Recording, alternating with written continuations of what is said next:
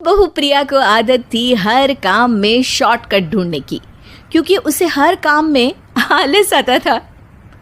अरे यार, दूध गर्म कर दो ना।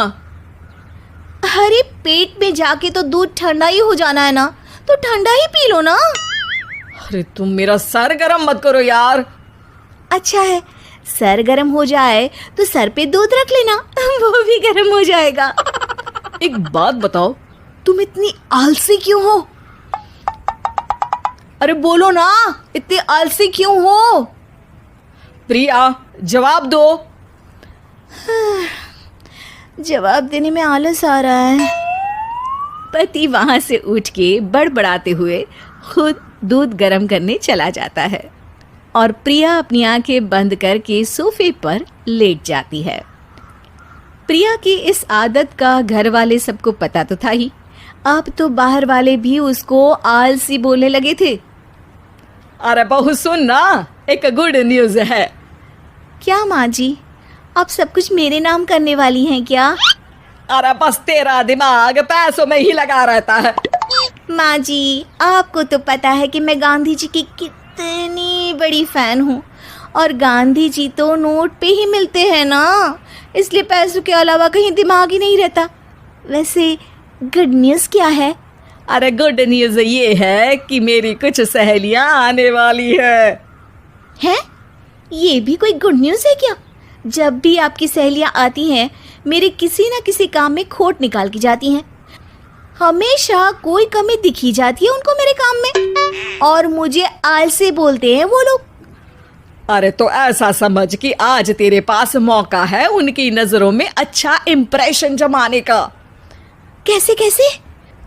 उनके लिए खाने की इतनी स्वादिष्ट चीजें बना कि वे उंगलियां चाटती रह जाए। माँ जी, ये तो आप मुझे नया काम पकड़ा रही हो।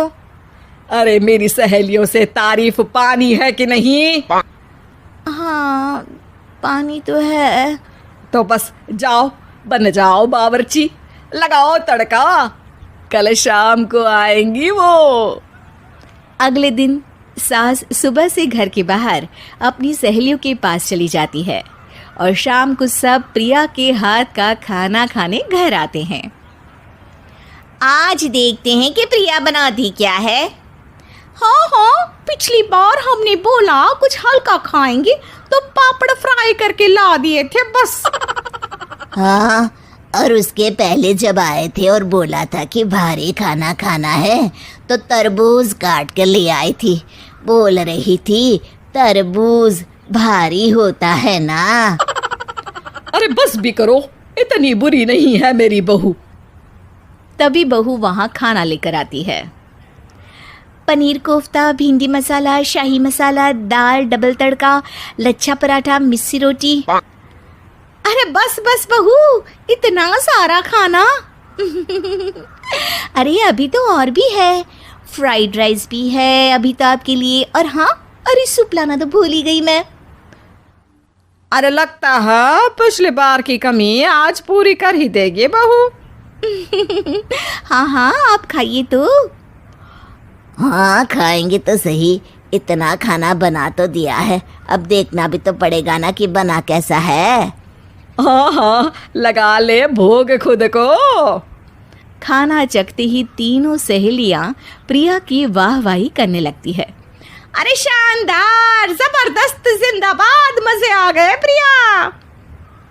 प्रिया की सास भी कमाल है, बहू को क्या जायकेदार खाना बनाना सिखाया है। अरे मान गए भाई, इतना अच्छा खाना तो हम में से किसी की बहू नहीं बनाती, और हम भी नहीं बनाते, झूठ क्यों बोले। अरे बस करो बस करो, खाने पे ध्यान दो, बोलती ही रहोगी तो खाओगी कब। ये लो, थोड़ा पनीर और ले लो। सास भी सहेलियों के साथ खाना खाने लगती है, पर बहू के साथ अपनी भी तारीफ सुनकर सास मन ही मन फूली नहीं समा रही थी। प्रिया ने बड़ी खुशी से सबको खाना परोसा और सबने झट से खाना खत्म भी कर दिया। राधे राधे, मजा आ गया। और थक गई खाना खाते खाते, अब बस बिस्तर लग जाए मेरा। अब तो जब भी मेरे घर मेहमान आएंगे प्रिया को ले जाया करूंगी खाना बनाने के लिए, मेहमान भी खुश हो जाएंगे। सास खुश है कि प्रिया की इमेज अपनी सहेलियों के सामने काफी सुधर गई है। प्रिया खाने के बर्तन समेटती है। इतने में तीनों सहेलियां हाथ धोने किचन में चली जाती है। तभी एक सहेली देखती है कि किचन स्टैंड पर कागज पड़ा हुआ है। वो सोचती है कि कागज को डस्टबिन में डाल दे। जैसे ही वो उसे उठाती है तो देखती ही रह जाती है। दरअसल वो एक बिल है जिसमें वो सारी चीजें लिखी है जो उन्होंने अभी अभी खाई है। वो चुपचाप बिल उठाकर बाहर आ जाती है और उसके पीछे बाकी दो सहेलियां भी आती हैं।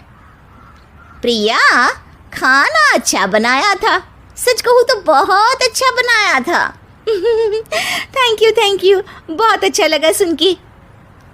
हाँ, पर जिसने बनाया वो इतनी तारीफ सुनता तो उसे और भी अच्छा लगता। क्या मतलब? ये बिल देखो, तुम्हारी बहू ने ऑनलाइन ऑर्डर किया था खाना। अरे तारीख तो आज की ही है ना? हाँ, आज की ही है। प्रिया, ये सब सही है क्या? प्रिया अपना सर झुका लेती है। सास सब समझ जाती है कि बहू की चोरी पकड़ी गई है। इतना भी आलस अच्छा नहीं प्रिया। अरे बता ही देती कि बाहर का खाना है, मैं बाहर का खाना खाती नहीं हूँ। तीनों सहेलियां वहां से जा रही होती है कि तभी उनमें से एक मुड़कर कहती है, अब ये तो बताओ कि खाने की रेटिंग बहू को दे या डिलीवर करने वाले को। प्रिया समझ जाती है कि शॉर्टकट लेने की वजह से उसके साथ सास को भी ये बेइज्जती झेलनी पड़ी और वो कसम खाती है कि अब से शॉर्टकट से नहीं, मेहनत से काम करेगी।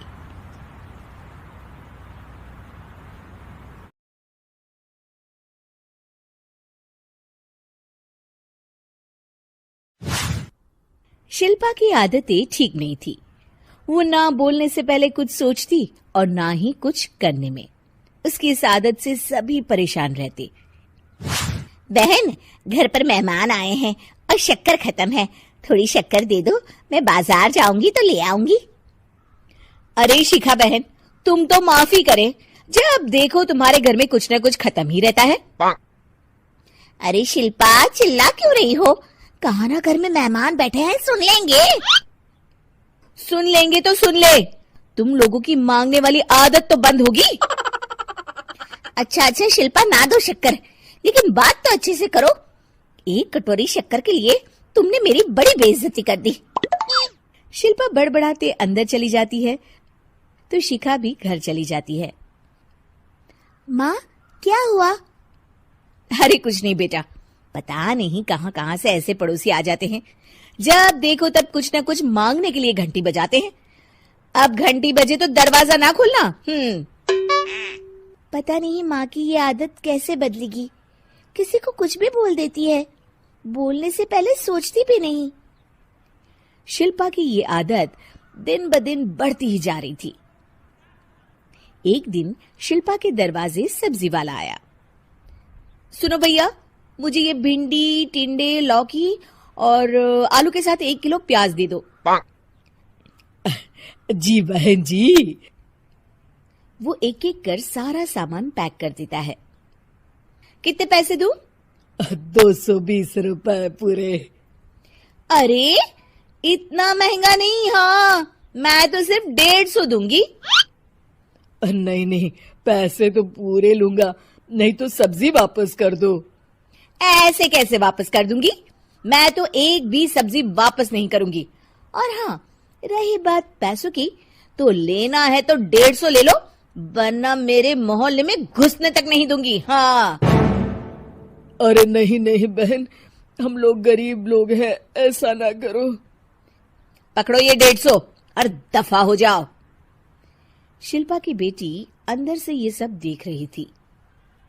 शिल्पा, तूने तो हद कर दी। बेचारा गरीब आदमी, उसका तो गुजारा ही इसी से होता है। बोलने से पहले सोचा कर बेटा। माँ, आप चुप रहो, घर चलाना बच्चों का खेल नहीं। और वैसे भी इतनी महंगी सब्जी थोड़ी ना होती है।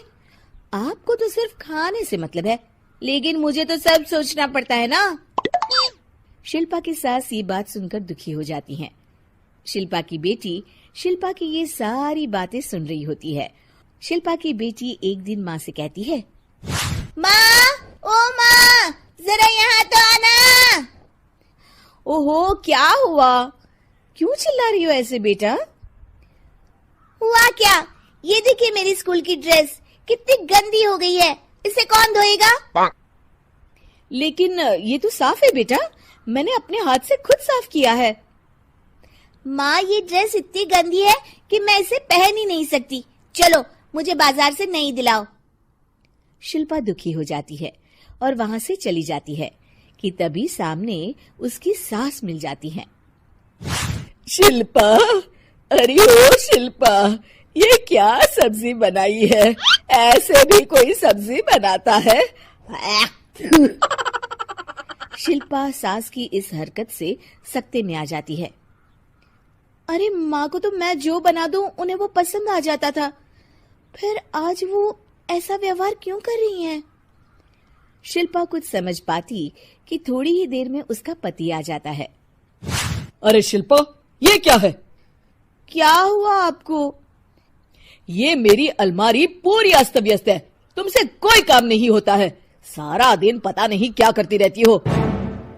अरे मैंने तो सारी अलमारी साफ रखी है। इसे तुम साफ कहती हो? ये तो पूरा कूड़ादान लग रही है। शिल्पा परेशान हो जाती है और समझ नहीं पाती है कि उसके साथ क्या हो रहा है। शिल्पा अकेले कमरे में जाती है और जोर जोर से रोने लगती है। तभी वहां उसका पति, सास और बेटी आ जाते हैं। शिल्पा उन लोगों को देखकर और जोर जोर से रोने लगती है।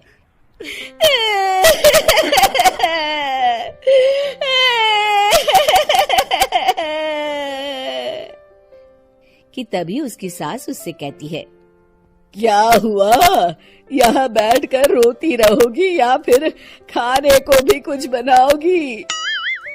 माँ, पहले आप बताएं, आप लोगों को क्या हुआ है जो मुझसे ऐसा व्यवहार कर रहे हैं? वही हुआ है जो तुम्हें रोज होता है। मैं समझी नहीं। माँ, आज घर वालों ने आपसे बुरा व्यवहार किया तो आपको कितना बुरा लगा ना? हाँ, मुझे बहुत बुरा लगा। मुझे अच्छा नहीं लगता कोई मुझसे इस तरह से बात करे। सही कहा शिल्पा, जो चीज तुम्हें खुद के लिए अच्छी नहीं लगती वो तुम्हें दूसरों के साथ भी तो नहीं करनी चाहिए। बेटा, हम तुम्हारे अपने हैं, फिर भी तुम्हें अपनों की बात का बुरा लगा। लेकिन सोचो, जिन बाहर के लोगों से तुम ऐसा व्यवहार करती हो उन्हें कैसा लगता होगा। हाँ माँ, आप सच कह रही हैं। मैं आप लोगों से माफी मांगती हूँ। मुझे कड़वा नहीं बोलना चाहिए। मैं समझ गई, मैं आपकी हूँ इसलिए आप लोगों ने मुझे सुधरने का वक्त दिया और मेरा साथ दिया। लेकिन जिन बाहर के लोगों से मैं बुरा व्यवहार करती आई, वो लोग मेरे कड़वे बोल से कितने दुखी होते होंगे।